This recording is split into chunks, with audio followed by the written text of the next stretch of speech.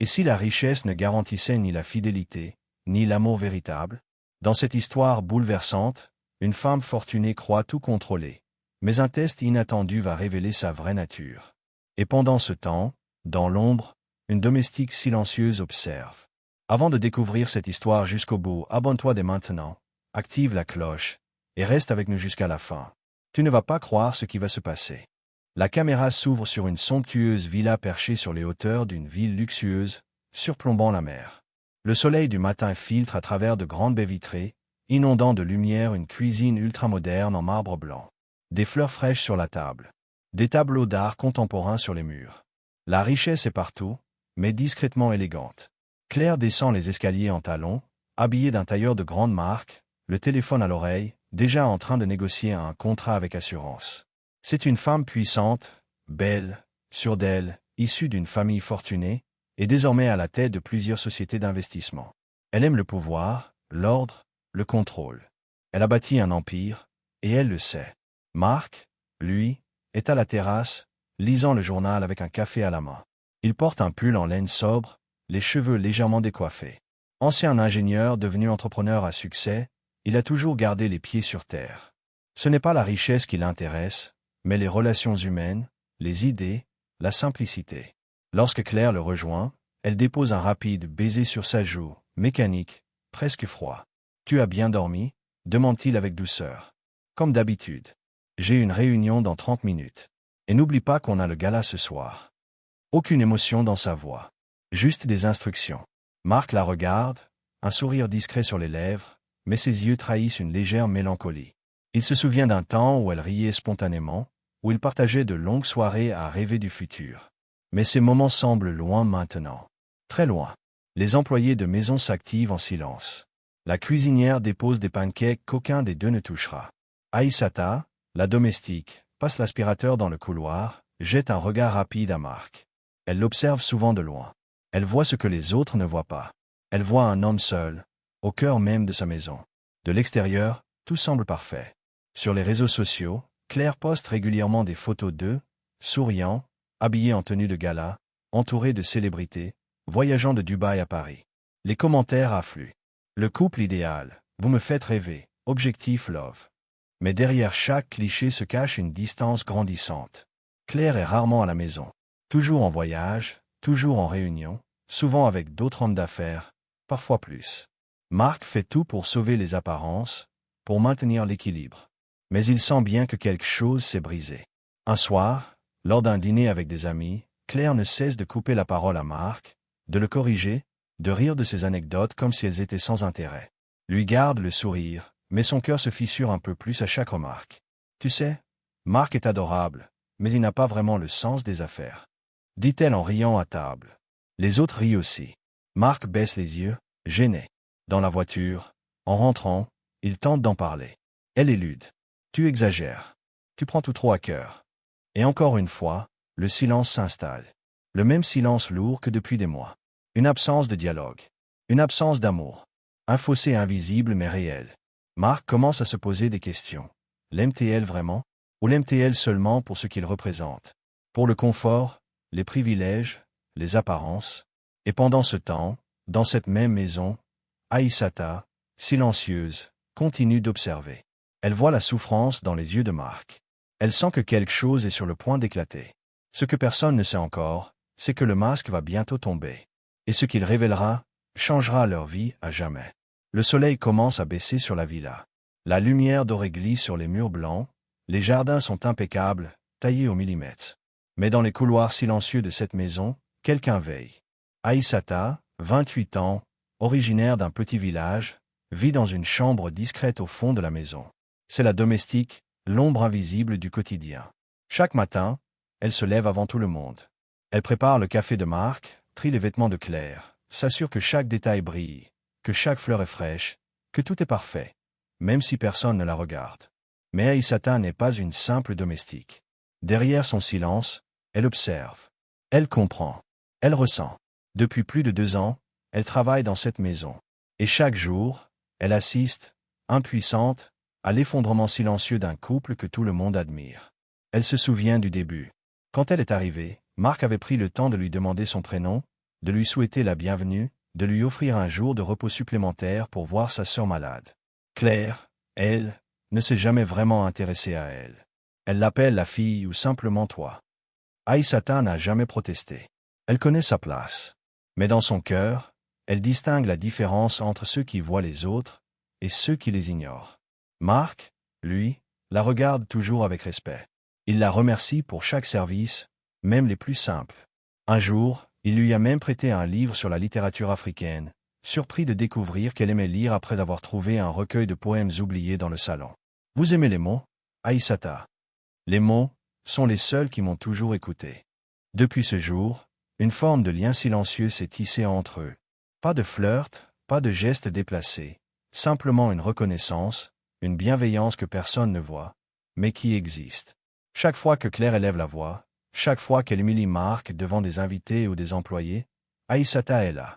Elle ne dit rien. Elle serre les dents. Elle voudrait le défendre. Lui dire que ce n'est pas juste. Mais elle est employée ici. Et dans ce monde, les domestiques n'ont pas le droit de s'exprimer. Un soir, alors qu'elle passe avec un plateau de fruits, elle surprend une conversation derrière une porte entr'ouverte. Claire parle à une amie au téléphone. Tu sais, Marc est devenu fade. Il n'a plus cette étincelle. Il croit qu'un peu de gentillesse suffit pour être un homme. Aïssata s'arrête net. Son cœur se serre. Elle voudrait crier que Claire ne sait pas ce qu'elle a. Que Marc est un homme rare. Qu'elle-même donnerait tout pour un homme avec un cœur aussi grand. Mais elle continue sa route, le plateau entre les mains, la colère dans les veines. Plus les jours passent, plus elle voit Marc se replier. Il parle moins. Il sourit moins. Il reste de longues minutes seul sur la terrasse, à regarder l'horizon, perdu dans ses pensées. Et Aïssata comprend une chose. Ce n'est pas seulement un couple qui se brise, c'est un homme qui se vide. Elle commence alors à poser de petits gestes, un mot doux laissé dans la cuisine, un plat qu'il aime cuisiner en cachette, une attention dans le pli d'une chemise. Rien de visible. Rien qui puisse trahir son respect. Mais tout cela, Marc le remarque. Et même s'il ne dit rien, son regard change chaque fois qu'il croise le sien. Dans cette maison trop grande, trop froide, trop vide de sentiments, Aïssata est la seule présence vraie, la seule chaleur, le seul souffle de vie qui reste. Et elle le sait, quelque chose approche. Quelque chose va se passer. Et ce jour-là, tout changera. Le ciel est gris ce matin-là. Une pluie fine frappe doucement les vitres de la villa. Le bruit est léger, presque apaisant. Mais dans le cœur de Marc, une tempête se prépare. Ce n'est plus seulement du doute qu'il ressent, mais une fracture. Claire s'est éloignée de lui comme une étrangère, et il ne peut plus faire semblant. Il s'est longtemps demandé si c'était lui qui avait changé. Si c'était la routine, le stress, les années. Mais chaque jour passé avec Claire ressemble davantage à une pièce de théâtre. Les mots sont prononcés, les gestes sont faits, mais rien n'est vrai. Alors, un matin, Marc prend une décision radicale. Un test. Un test du cœur. Il veut savoir. Il a besoin de savoir. Non pas pour piéger, mais pour ne plus se mentir. Il veut découvrir si ce qu'ils ont vécu avait une base solide, ou si tout n'était que vitrine. Dans son bureau, il passe quelques coups de fil discrets. Il informe ses associés de sa mise en retrait temporaire, coupe l'accès à certains comptes, transfère quelques fonds de côté. Puis il contacte son avocat. Tout est légal. Tout est préparé. En une journée, il devient, en apparence, un homme ruiné. Le soir, il rentre plus tôt que d'habitude. Les lumières sont tamisées. Claire est au téléphone, riant à moitié en parlant d'un voyage à Saint-Barth. Elle ne l'entend même pas entrer. Marc pose lentement sa veste, s'approche, et dit calmement. « Claire, il faut qu'on parle. » Elle lève les yeux, agacée. « Je suis au téléphone. C'est urgent? » « Oui, très. » Il attend qu'elle raccroche. Elle le fait, à contre-cœur. « Bon, je t'écoute. J'ai tout perdu. » Un silence. Elle fronce les sourcils, sans comprendre. « Pardon. L'entreprise. Les investissements. Les comptes. Il ne reste plus rien. On va devoir vendre la maison. Renvoyer le personnel. Tout recommencer, à zéro. » Elle le regarde. D'abord figé. Puis, une lueur de panique traverse son regard. Une panique, non pas pour lui, mais pour elle. « Tu plaisantes, j'espère. »« Non, je suis sérieux. » Claire se lève brusquement. Elle fait les 100 pas. Elle attrape son téléphone. « Mais, comment c'est possible? Tu gères mal ton entreprise, ou quoi? Tu m'as menti tout ce temps. » Marc reste calme. Il observe. Il attend ce qu'il redoute. « Tu veux dire qu'on est pauvre maintenant? » Et tu t'attendais à ce que je reste là, à te regarder pleurer. Je ne suis pas venu pour ça, Marc. Les mots tombent comme des larmes. Durs. Sans filtre. Sans amour. Marc baisse les yeux. Il aurait préféré un cri, des larmes, même de la colère par amour. Mais ce qu'il reçoit, c'est du mépris. Claire continue. Hors d'elle. Tu crois quoi? Que je vais vivre dans un 2 pièces en banlieue. Moi? Je ne t'ai pas épousé pour devenir pauvre. Et là, le masque tombe. Elle monte dans la chambre, rassemble quelques affaires, appelle un chauffeur privé. En moins d'une heure, elle quitte la villa. Sans un regard. Sans une étreinte. Sans un mot d'espoir. Aïssata, témoin involontaire de la scène, reste pétrifiée au coin du couloir. Elle voit Claire passer devant elle, l'ignorer comme d'habitude, puis claquer la porte. Marc, lui, reste assis. Seul. Le test est terminé. Il n'est pas en ruine. Mais quelque chose en lui s'est bel et bien effondré. L'illusion. L'illusion d'un amour solide. L'illusion d'un « nous » qui n'avait jamais existé. Et alors qu'il regarde la porte fermée, une autre, plus discrète, s'ouvre doucement derrière lui. Celle du cœur d'Aïssata. Le silence est devenu un membre de la maison. Il se faufile dans chaque pièce, dans chaque recoin de cette villa devenue soudain trop grande pour un seul homme. Depuis le départ de Claire, Marc vit comme en apesanteur. Pas vraiment triste. Pas encore libre. Juste, suspendu. Mais ce qu'il ignore, c'est que le test n'a pas seulement révélé un manque d'amour. Il a ouvert une porte, sur quelque chose de plus grave. De plus sombre. De plus sale. Ce matin-là, Aïssata entre dans le bureau pour faire le ménage. Marc n'y est pas. Mais sur le bureau, un tiroir est entrebâillé. Elle n'y aurait jamais touché, mais un dossier dépasse. Un coin griffonné attire son regard, c'est elle en confidentiel. Elle recule, hésite, puis avance doucement, poussée par un pressentiment. Elle ne lit pas tout. Elle n'ose pas. Mais les mots sautent à ses yeux. Claire Duval, détournement. Transfert bancaire. Société écran, Seychelles. Son cœur rate un battement. Elle repose les documents rapidement, puis quitte la pièce. Plus tard, elle en parle à Marc. Avec prudence. Monsieur Marc, je suis désolé, mais j'ai vu un dossier ce matin. Dans le bureau. Il mentionnait. Claire. Des choses sérieuses. Marc se fige. Tu as bien vu. Je comptais le brûler. Il s'assoit. Et pour la première fois, il parle à voix haute de ce qu'il savait, mais ne voulait pas voir. 3 mois avant le test, j'ai reçu un appel anonyme. Un ancien collaborateur. Il m'a dit de vérifier les comptes secondaires. Que des sommes importantes disparaissaient. Marc avait alors engagé un détective privé. Ce qu'il a découvert l'a brisé. Claire n'avait pas seulement cessé de l'aimer. Elle avait commencé à l'utiliser. Des virements réguliers vers une société inconnue, à l'étranger. Des voyages soi-disant professionnels, où elle rencontrait un autre homme, un investisseur rencontré lors d'un gala à Milan. Ensemble, ils préparaient un futur, sans Marc. Un futur où elle serait seule aux commandes. Et riche. Sans lui. Et ce n'est pas tout. Elle m'a même fait signer des papiers, en me disant que c'était pour l'achat d'un terrain à Bali. En réalité, c'était une procuration pour un transfert d'actions. Elle avait tout prévu. Tout. Marc n'avait rien dit. Il avait gardé cela pour lui. Par honte. Par fierté. Et parce qu'au fond, il espérait encore que ce n'était qu'une erreur. Une folie passagère. Un malentendu. Mais le test du cœur avait été la dernière pièce du puzzle. Claire ne l'aimait plus depuis longtemps. Et pire, elle l'avait trahi. Volé. Piétiné. Aïssata reste là, muette, bouleversée. Ce qu'elle ressent pour Marc devient plus fort. Plus brûlant. Pas seulement de la compassion, mais une admiration sincère. Car malgré tout ce qu'il a subi, il reste digne. Humain. Bon. Ce soir-là, Marc sort seul dans le jardin. La lune éclaire faiblement les haies, la piscine, les dalles de pierre. Il regarde le ciel. Il ferme les yeux. Et pour la première fois, il pleure. Non pas pour la femme qu'il a perdue, mais pour l'homme qu'il avait cessé d'être. Dans l'ombre, Aïssata l'observe depuis la baie vitrée. Une larme glisse sur sa joue à elle aussi. Elle ne dit rien. Pas encore. Mais une chose est sûre, elle ne le laissera plus seul. La maison est plus calme que jamais.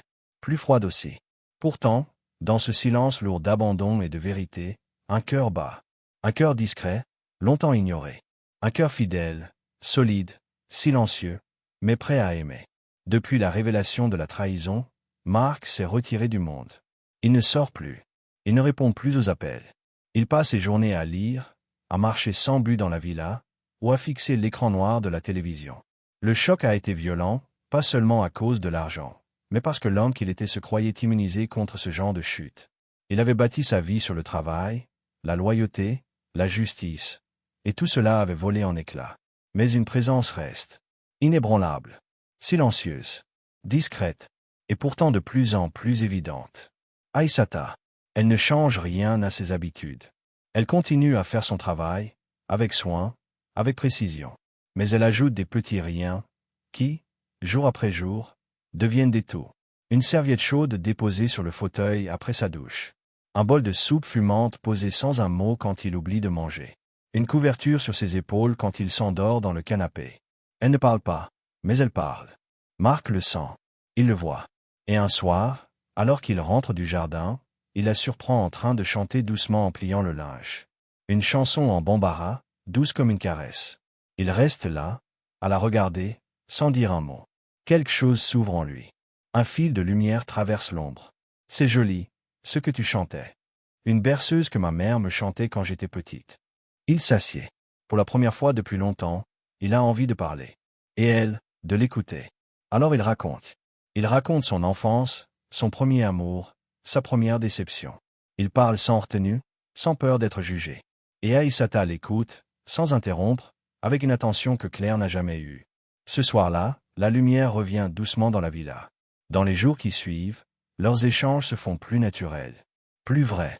Marc commence à demander son avis. Sur un repas, sur un livre, sur la façon de repeindre une pièce. Et Aïssata, d'abord timide, commence à exister autrement. Plus qu'une domestique. Une femme. Une âme. Une présence. Un matin, elle ose lui apporter du thé au gingembre dans son bureau, une recette de chez elle. C'est pour les hommes qui ont trop pensé et pas assez dormi. Marc rit doucement. Un rire qu'il croyait perdu. Il la regarde avec un mélange d'étonnement et de gratitude. Et pour la première fois, il voit vraiment Aïssata. Pas comme l'ombre discrète d'une maison vide, mais comme une lumière. Une présence essentielle. Ce soir-là, il lui propose de dîner avec lui. Non pas en patron. En égal. En ami. Elle hésite, rougit, puis accepte. La table est simple. Quelques bougies. 2 assiettes. Un plat partagé. Il parle. Il rit. Il se raconte. Et sans qu'il ne le dise, sans qu'un seul mot d'amour ne soit prononcé, quelque chose d'immense commence à naître. Ce n'est pas une histoire précipitée. Pas une passion brûlante. C'est plus profond. C'est l'éclosion lente d'un amour vrai, construit sur la reconnaissance, le respect, l'authenticité. Marc, l'homme brisé, retrouve doucement goût à la vie. Et Aïssata, l'ombre silencieuse, devient peu à peu la lumière qui l'éclaire. Non pas pour remplacer Claire, mais pour lui rappeler qu'il mérite d'être aimé. Vraiment. Un vent chaud balaie le jardin. Le printemps est revenu, timidement, comme une promesse. Dans la villa, les jours sont devenus paisibles, presque doux. Marc n'est plus l'homme effondré d'hier. Il a changé. Lentement. Sincèrement. Il rit à nouveau. Il cuisine. Il lit. Et surtout, il regarde Aïssata avec des yeux qu'il croyait à jamais éteints. Mais la paix véritable ne vient jamais sans être testée. Et ce test, cette fois, ne vient pas de l'intérieur. Il vient de la porte d'entrée. Ce matin-là, alors qu'Aïssata arrose les plantes et que Marc est encore au lit, une sonnette retentit. Longue, pressante, inconnue. Elle ouvre. Et fige. Claire. Parfaite. Élégante. Mais plus pâle. Plus maigre. Ses yeux maquillés ne peuvent cacher l'échec. Car oui, Claire a chuté. L'homme avec qui elle avait planifié sa nouvelle vie s'est volatilisé. L'argent transféré a disparu. Les sociétés écrans n'étaient que des mirages. Elle a été manipulée, dupée, comme elle avait voulu duper Marc. Je veux voir Marc. C'est important. Aïssata ne dit rien. Elle hoche la tête doucement et va le prévenir. Marc descend, habillé simplement, sans hâte. Lorsqu'il la voit, son cœur ne s'emballe pas. Son regard ne vacille pas. Il est calme, solide, détaché. Claire entre, regarde autour d'elle, surprise. La maison a changé. L'ambiance aussi. Il n'y a plus de luxe ostentatoire, mais une chaleur humaine. Des plantes, des livres, une table avec 2 tasses de thé à moitié pleines. Des signes de vie vrai. Marc, je suis désolé. Il ne répond pas. Il l'écoute. J'ai été bête. J'ai cru à des promesses. J'ai fait des erreurs. J'ai tout perdu. Je suis venu te demander pardon. Et, peut-être, une seconde chance. Marc la regarde, longtemps. Puis il dit calmement. Ce que tu as fait n'était pas une erreur. C'était un choix. Et moi, j'ai choisi aussi. De tourner la page. Claire reste figée. Son visage se durcit. Elle comprend. Ce n'est pas seulement qu'il ne veut plus d'elle. C'est qu'il ne l'aime plus. Elle jette un regard vers la cuisine, où Aïssata, discrète, observe à distance. Et tout devient clair. C'est elle. Marc ne nie pas. Il sourit doucement. Elle m'a tendu la main quand tu m'as tourné le dos. Elle a su m'aimer sans me juger. Elle n'a jamais eu besoin de diamants pour briller. Claire baisse les yeux. Elle sait qu'elle a perdu. Pas à cause d'une rivale, mais à cause de sa propre superficialité. Elle repart sans un mot de plus. Sans insister. Sans drame. Et lorsque la porte se referme, Marc pousse un profond soupir. Ce n'est pas un soulagement. C'est une libération. Il se tourne vers Aïssata, qui s'approche lentement. Il prend ses mains dans les siennes. Merci de ne jamais m'avoir quitté, même quand je ne savais plus qui j'étais. Elle le regarde, émue. Et dans ce regard, il n'y a ni peur, ni doute. Il y a la promesse silencieuse d'un amour pur. Il ne reste plus rien de l'ancien monde. Ni les colères, ni les illusions, ni les faux-semblants. Il ne reste qu'un homme et une femme, un passé brûlé et un présent à bâtir. Lentement, authentiquement. Depuis le départ de Claire, quelque chose a changé entre Marc et Aïssata. Plus besoin de gestes déguisés, de silence prudent. Les regards sont plus francs. Les paroles plus vraies. Chaque moment partagé a le goût simple de la paix et de la vérité. Mais un soir, alors qu'ils dînent dans le jardin, Aïssata baisse les yeux. Elle hésite. Puis ose. Pourquoi moi, Marc? Il y a des femmes plus belles, plus jeunes, plus brillantes. Marc sourit. Il pose sa main sur la sienne. Parce que toi, tu ne m'as jamais demandé qui j'étais. Tu as juste aimé ce que tu voyais. Et ce que tu voyais, c'était moi. Elle le regarde, bouleversée. Une larme glisse sur sa joue. Ce n'est pas une déclaration. C'est une vérité. Une certitude. Car Aïssata n'a jamais voulu d'argent. Jamais attendu de promesses. Elle n'a jamais cherché à séduire, à manipuler, à posséder. Elle a juste été là. Jour après jour. Fidèle. Vraie. Et dans un monde où tout s'achète, elle a été ce que l'argent ne peut pas acheter. Une présence. Un amour sincère. Une lumière. Marc a compris, tardivement, que l'amour véritable n'a rien à voir avec les robes chères ou les dîners mondains. L'amour, le vrai, se trouve dans un bol de soupe préparé sans bruit, dans une couverture posée sur les épaules d'un homme fatigué, dans une chanson murmurée entre deux lessives. C'est simple, c'est humble, c'est puissant. Quelques mois plus tard, dans un petit jardin sans caméra, sans luxe, sans photographe, Marc demande à Aïssata de devenir sa femme. Pas de bague en diamant, pas de genoux à terre. Juste une main tendue et un cœur entier. Je n'ai plus rien à t'offrir, sauf la vérité. Et mon amour. Et Aïssata répond en pleurant. C'est tout ce que j'ai toujours voulu. Dans cette histoire, une femme riche a tout perdu parce qu'elle croyait que l'amour était un marché. Mais une domestique silencieuse a tout gagné, parce qu'elle a compris que l'amour est un don. Et vous, chers spectateurs, si vous avez été touchés par cette histoire, si vous croyez encore en l'amour vrai, celui qui ne se vend pas, celui qui ne trahit pas, celui qui reste quand tout s'écroule, alors abonnez-vous à cette chaîne. Car ici, chaque vidéo raconte des histoires qui réveillent le cœur et nourrissent l'âme. Et surtout, restez jusqu'à la fin. Parce que parfois, la lumière n'arrive qu'après la nuit.